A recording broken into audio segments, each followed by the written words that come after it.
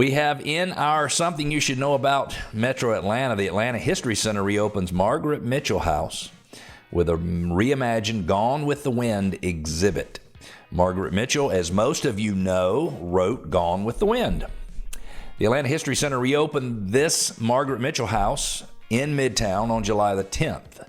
With the new exhibit examines more closely the popularity of Gone with the Wind, the novel and movie, and the influences they continue to have on the American culture. It's called Telling Stories Gone with the Wind, an American Museum. It's the first exhibit at the museum since it was closed at the onset of COVID-19 in early 2020. The museum includes Margaret Mitchell's apartment, nicknamed The Dump, where she wrote most of her novel. If you aren't familiar with where the apartment she had was, it was just let's call it south of Piedmont Park on Piedmont Avenue. The apartment includes Mitchell's desk, where she wrote about 90% of the more than 1,000 pages included in the novel, which was first published in 1936.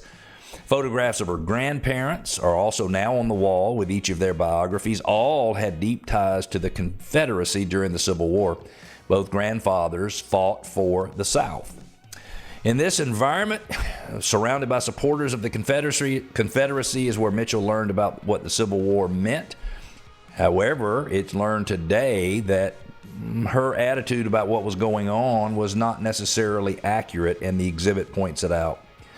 If you want more information on the Atlanta History Center Margaret Mitchell House, go to Google, type in Atlanta History Center Margaret Mitchell House.